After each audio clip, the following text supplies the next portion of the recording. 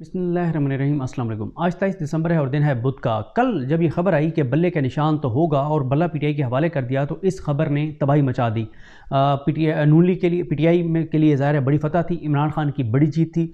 नून league के लिए तबाही और बर्बादी थी। लंदन प्लान को झटका था, धचका था। इलेक्शन कमीशन के लिए मुँह पर तमाचा था। अकबर एस बाबर और इन सब के चीखने चलाने के लिए काफ़ी था ये ऑर्डर। और इमरान खान के तमाम मुखालफिन के लिए बड़ी कल गम की कैफियत थी और वो सारे उसी तरह से रो रहे होंगे जैसे नोरी रो रही थी। अच्छा, एक तो उस खबर ने जब ये मचाई तबाही, उसके बाद एक लेटर सामने आया। अब ये लेटर पुराना है, कल का था, लेकिन इस लेटर से जो इलेक्शन 2024 के हवाले से सबसे बड़ी खबर ब्रेक की थी वो फ़हीम अख्तर साहब ने की थी, उस खबर की तस्दीक हो गई है। फ़हीम अख्तर साहब ने खबर ये ब्रेक की थी कि इलेक्शन कमीशन ऑफ पाकिस्तान ने जो इलेक्शन मैनेजमेंट सिस्टम बनाया है EMS, वो सिस्टम बैठ गया है, वो सिस्टम काम नहीं कर रहा।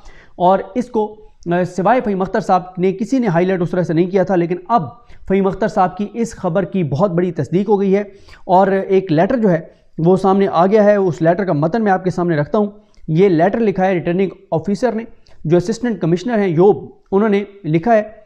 और इनका नाम है नाम नहीं लिखा हुआ, ठीक है, सिर्फ साइन है, साइन से नहीं पता चल रहा। तो ये हैं असिस्टेंट कमिश्नर और RO PB02 योब, और ये लिखा गया है to deputy commissioner DRO district योब। और ये जनाब जो लेटर लिखा गया है इसमें बताया गया है कि जो EMS है उसकी वो अदम फ़ाल है और उसमें ख़राबियाँ हैं, और उसकी शिकायत करते हुए district returning officer deputy commissioner योब को फौरी तौर पर EMS सेल की ख़राबियाँ दूर करने के लिए कहा गया है। रिटर्निंग ऑफिसर की तरफ से लिखे गए ख़त में कहा गया है कि 19 दिसंबर से EMS सेल सही तौर पर काम नहीं कर रहा और ताहाल सिस्टम में मौजूद ये खराबी दूर नहीं हो सकी। देखें, एक के बाद एक ऐसा लेटर आ रहा है इलेक्शन कमीशन के अपने अफसरान का, जिससे ये मैसेज मिल रहा है कि भाई इलेक्शन नहीं हो सकते। पहले आपने देखा कि जिस तरह से सूबाई इलेक्शन कमिश्नर ने जो लेटर लिखा, जो उन्होंने इसको चीफ सेक्रेटरी को, उसमें बड़ा वाज़ेह था कि जनाब सूरत हाल बहुत गंभीर है, आइन की वायलेशन हो गई है, कानून की हो गई है, इलेक्शन कमीशन की डायरेक्शंस की हो गई है, लेवल प्लेइंग फील्ड नहीं दी जा रही, रिटर्निंग ऑफिसर के ऑफिस के बाहर तो छोड़ें, अंदर भी उसका कंट्रोल नहीं है, पुलिस बेलगाम है और खौफ है, हिरास है, साजगार माहौल नहीं है, साफ शफाफ इलेक्शन नहीं हो रहे। ये सारी बातें उस लेटर में लिखी हुई हैं। इससे पहले भी 6 लेटर सामने आए हैं ये, लेकिन ये लेटर ये बताता है कि 19 दिसंबर से इलेक्शन मैनेजमेंट सिस्टम काम नहीं कर रहा, लेकिन इलेक्शन कमीशन हाथ पे हाथ रखे बैठा है। और इस हवाले से मैंने आपको बताया कि सिर्फ फ़हीम अख्तर साहब ने इस पर, मैंने तुझे देखा, मेन खबर उन्होंने दी थी। उसके बाद उन्होंने लिखा है कि ये सिस्टम काम नहीं कर रहा और ताहाल सिस्टम में मौजूद ये खराबी दूर नहीं हो सकी। इलेक्शन मैनेजमेंट सिस्टम में मौजूद इस खराबी के बायस मामूल के अमूर की अंजामदही में शदीद रुकावटों और मसाइल का सामना है। खात्मे सिस्टम की खराबियों की निशानदेही करते हुए कहा गया है कि हमारे मुशाहिदे में जो मसाइल सामने आए हैं उनमें इंतजामी लैपटॉप का लॉगिन ना होना, पोर्टल के इस्तेमाल में दिक्कत और यूफोन की 4G जो डिवाइस है उसका स्लो जो है वो चलना शामिल है। इन मसाइल की वजह से हमारा रोज़ाना का काम सख्त मुतासर हो रहा है, जिसका बराह रास्त असर मजमूई कारकर्दगी पर पड़ रहा है। आपसे इन मसाइल को फौरी हल करने के लिए मुदाखलत की इल्तमास है, क्योंकि EMS ऑपरेशन की फौरी बहाली को यकीनी बनाना और किसी किस्म की ताख़ीर या गलती से बचने के लिए सिस्टम का सही तौर पर काम करना इंतहाई अहम है। मुझे यकीन है कि इस मामले में आपकी फौरी तवज्जो और बर वक्त एक्शन के बायस EMS सेल बहाल हो जाएगा। अगर मुमकिन हो सके तो एक टेक्निकल टीम को सिस्टम में खराबी ढूंढने और इसे ठीक करने का काम सौंप दिया जाए। मामले पर तवज्जो देने पर आपका शुक्रिया। उम्मीद है आप बर वक्त कार्रवाई से मामला हल करेंगे और आपकी बर वक्त कार्रवाई से मामला हल हो जाएगा। अब मुझे बताएं, अगर यहाँ से टेक्निकल टीम जाएगी इस्लामाबाद से योब तक तो कितना टाइम लगेगा? तो ये जनाब इलेक्शन बड़ा मुश्किल होता चला जा रहा है। अभी तो ये नहीं पता कि सिक्योरिटी एहलकार मुयस्सर होंगे नहीं होंगे सिक्योरिटी के लिए, और बड़ी चीज़ें हैं, बड़े मामलात हैं। दिन ब दिन इलेक्शन 2024 के ऊपर ख़तरात बढ़ते चले जा रहे हैं। ज़ाहिर है जब बल्ले का निशान भी आ गया है तो अब तो इलेक्शन और ज़्यादा मुश्किल हो गए हैं। उसके बाद दूसरा जो मामला है वो यह है कि सुप्रीम कोर्ट के अहकामात की खुल्लम खुला खिलाफवर्जी कर दी गई है। सुप्रीम कोर्ट ने कहा था कि MPO ऑर्डर जारी ना किए जाएं।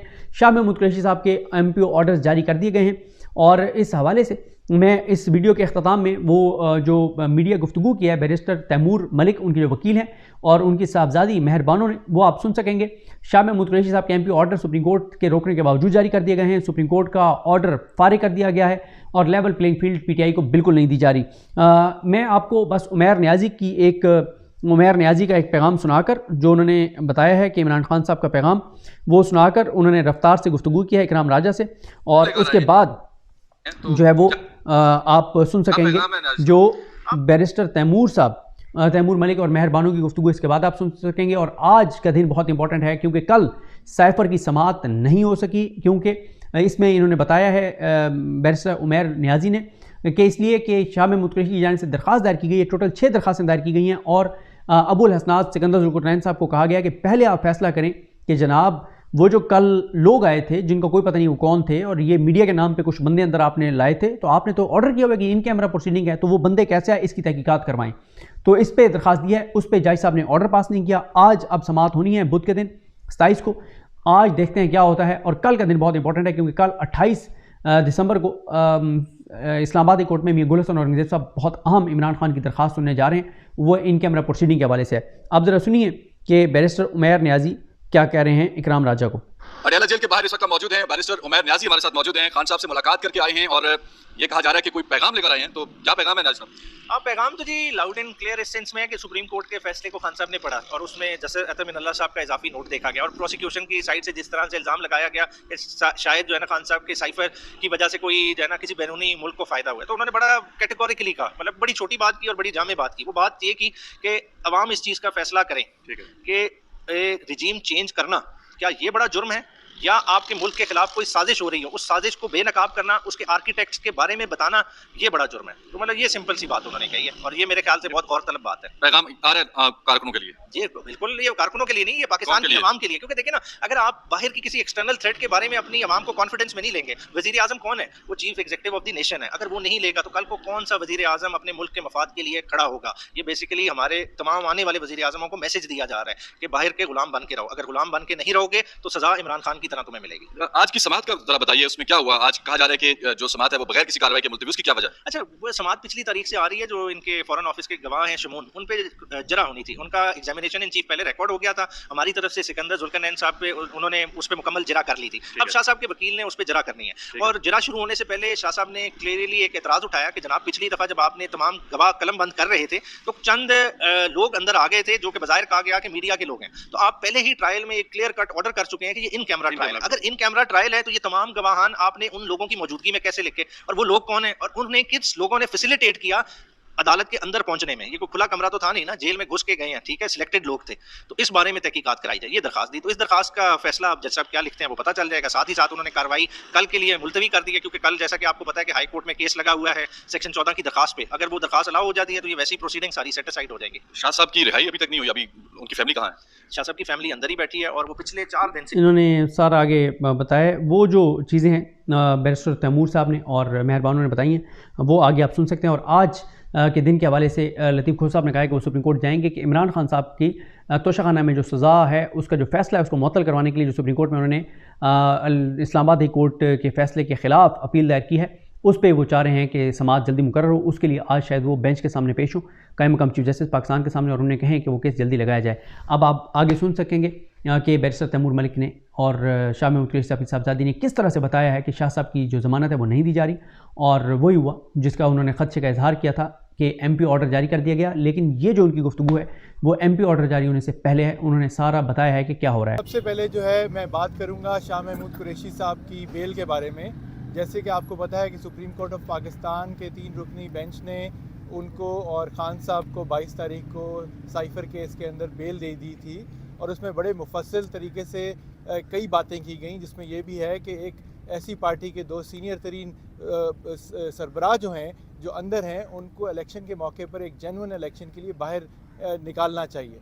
उस तनाज़ुर में हमने 22 तारीख को भी मुसद्दका कॉपी का इंतज़ार किया। 23 तारीख को हमें दोपहर को जाके सुप्रीम कोर्ट ऑफ पाकिस्तान से मुसद्दका कॉपी मिली उस ऑर्डर की, और यहाँ अदालत में भी हमें पता चला है 5 बजे के बाद कोर्ट की तरफ से उसकी कॉपी मौसूल की गई। हम उस दिन 23 तारीख को शाम को यहाँ सारे कागजात जो बेल के हैं मचलकों समेत लेके यहाँ पे पहुँचे, लेकिन उस दिन जज साहब अदालत बर्खास्त कर चुके थे और ये दोबारा उसके बाद G11 अपनी अदालत गए नहीं, तो बेल नहीं हो सकी। संडे को और कल का दिन 2 दिन पब्लिक हॉलीडे था और ये 2 दिन फिर नाहक तरीके से शाह महमूद साहब ने जेल में गुजारे हैं। आज जब समाअत शुरू होनी थी उससे पहले जाके मैंने जज साहब को एक बाकायदा रिटन एप्लीकेशन दी कि देखें हम आपको कागज़ तो दे रहे हैं, मचलके भी प्रोवाइड कर रहे हैं, जिन लोगों ने जो जामिन हैं वो भी बाहर मौजूद हैं, उनके ID कार्ड भी हम आपको दे रहे हैं, लेकिन आप आज की समाअत करने से पहले जो एक लटका हुआ मामला है, जो एक बेल का राइट है और वो किसी और चीज़ में उनकी गिरफ्तारी नहीं डली हुई है, आप उसके ऊपर पहले कागज़ों के ऊपर साइन करें ताकि जैसे ये हेयरिंग ख़त्म हो हम शाह महमूद साहब को यहाँ से लेके जा सकें। अदालत ने हमारे सामने तो बात ये की कि उन्होंने वो दरख्वास्त मंजूर की और कहा कि जी मैं ये सारा अमल मुकम्मल कर देता हूँ। जब हेयरिंग कल तक के लिए इन्होंने एडजर्न की, उसके बाद फिर यही बात हुई कि हम अभी कर देते हैं। हम वहाँ पे अब अदालत आपके सामने प्रोसिक्यूटर्स भी निकले हैं, बाकी वकला निकले हैं, यकीनन उन्होंने केस के बारे में आपसे बात की होगी, उस पर हम नहीं जाएंगे। लेकिन हमने बेल के कागजात के लिए अंदर इंतज़ार करते रहे कि रोबका जारी करेंगे वो। अब हमें पता चला है कि जज साहब G11 चले गए हैं और रोबका इशू किए बगैर चले गए हैं और कहा है कि जी आप G11 आके करा लें। बात यह है कि हम G11 हमने अपनी टीम भेज दी है, हम भी अभी G11 चले जाते हैं, लेकिन ये कौन सा तरीका है? ये सरासर जो सुप्रीम कोर्ट का एक बेल का ऑर्डर है उसका मजाक उड़ाया जा रहा है। अब हम जाके देखते हैं कि जज साहब वहाँ G11 बैठे होंगे कि नहीं।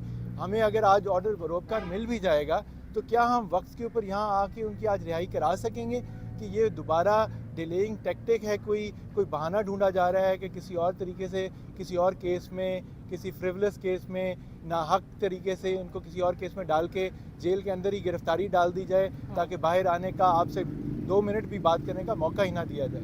तो ये हैं बेल के हालात जो मेरे ख्याल में आज की सबसे इम्पॉर्टेंट चीज़ है। मेहरबानो मज़ीद शायद कुछ बात करेंगे। बिस्मिल्लाहिर्रहमानिर्रहीम, अस्सलाम वालेकुम। मैं केस पे अब इस बेल पे और जो आज की कार्रवाई है उस पर बात नहीं करना चाहती। बहुत बातें हो गई, अब प्रोसिक्यूटर्स भी करते हैं, बाकी वकला भी करते हैं, आप भी बहुत चीज़ें सुन चुकी हैं। आपको मौका मिला है जब आप सुप्रीम कोर्ट गए थे वहाँ पे सुनने का कि इस केस में है क्या, इसमें दम है कि नहीं, और इसका जो मेन जुज़ है इस केस का वो क्या है। तो वो सब सुनने के बाद क्योंकि जाहिर सी बात है मैंने भी पहली दफ़ा काफ़ी बातें सुनी, क्योंकि खुल के बात हुई जो इस कोर्ट में भी होती है, मगर इस कोर्ट की हम बात नहीं कर सकते। सुप्रीम कोर्ट में जो सारी अवाम के सामने एक ओपन कोर्ट में जो गुफ्तगू हुई है उसका हवाला दे के हम ज़रूर बात कर सकते हैं। तो बात सिर्फ इतनी सी है कि गुनाह क्या हुआ है, शाह महमूद कुरैशी और इमरान खान साहब ने क्या जुर्म किया है, उन पे जो इल्ज़ाम लगा है वो उनका जुर्म ये है कि उन्होंने अपने मुल्क की आवाम को बताया कि उनकी मुंतखब करदा हुकूमत को एक साजिश के तहत रुखसत किया जा रहा है। ये उनका जुर्म है, ये उन पे इल्ज़ाम है कि ये उनका जुर्म है। तो आज हम ये अवाम के सामने रखते हैं, क्योंकि हम इस वक्त इलेक्शंस की तरफ भी जा रहे हैं और अवाम का फ़ैसला सबसे वाज़ेह फ़ैसला होगा। तो इसलिए हम अवाम की तरफ ये रखते हैं कि क्या आपकी नज़र में ये एक जुर्म है अपने ओहदे की जो हदूद में रहते हुए अपने ओथ को मद्देनज़र रखते हुए उसकी पासदारी करना, अपने हल्फ की पासदारी करना, क्या ये जुर्म है? क्या अपनी सरज़मीन का दिफा करना, क्या ये जुर्म है? क्या अपनी आवाम को ग़ुलामी से महफूज रखना, क्या ये जुर्म है? आज आपने फ़ैसला करना है कि क्या इमरान खान जो आपके वज़ीर आज़म थे और शाह महमूद कुरैशी जो आपके वज़ीर ख़ारजा थे, क्या उन्होंने आपका दिफा करके कोई जुर्म किया है, या जुर्म ये हुआ है कि इस मुल्क के ख़िलाफ़ साजिश की गई, इस मुल्क की मुंतखब करदा हुकूमत के साथ जो कि आपकी नुमाइंदगी कर रही थी उसके साथ एक साजिश हुई और उस साजिश के तहत उस हुकूमत को रुखसत किया गया, जिसका खमियाजा आज आवाम भुगत रही है। जो 16 महीने में आपने महंगाई देखी है, जो 16 महीने में आपने मईशत की बदहाली देखी है, ये वो खमियाजा है उस 16 महीने का और उस साजिश का। आप भुगत रहे हैं, हम भुगत रहे हैं, हम इसीलिए आज भी लड़ रहे हैं, इन्हीं अदालतों के चक्कर लगा रहे हैं, इन्हीं से इंसाफ मांग रहे हैं, और इसीलिए इमरान खान साहब और शाह महमूद कुरैशी साहब इसे अपना जैसे खान साहब कहते हैं कि ये उनके लिए एक इबादत है कि वो जेल में हैं, तो वो दोनों इसे अपने मुल्क की खिदमत समझकर चुपचाप जेल में होने वाली हर सख्ती बर्दाश्त कर रहे हैं। क्यों? क्योंकि वो ये अपनी आवाम के लिए कर रहे हैं। उसके वकार के लिए कर रहे हैं, इस सरजमीन के लिए कर रहे हैं, इस सब्ज परचम के लिए कर रहे हैं। तो आज आपका फैसला है, आपने जवाब देना है। क्या उन्होंने कोई जुर्म किया है? बस इतना सा मैं कहना चाहती हूँ, फैसला आवाम करेगी। शुक्रिया। सर, आप कोई तौहीन अदालत की कार्रवाई का इरादा रखते हैं? अगर ये आँख मचोली का देखें, आज इन्होंने अगर हमें रोबकार ना दिए टाइम के ऊपर, तो हम बिल्कुल उसी बेंच का, सुप्रीम कोर्ट का दरवाज़ा खटकाएंगे जिन्होंने आज से कई दिन पहले बेल का ऑर्डर दिया था, जिसके बावजूद आज तक शाह महमूद कुरैशी साहब बाहर नहीं आ सके। Thank you. ठीक है, शुक्रिया।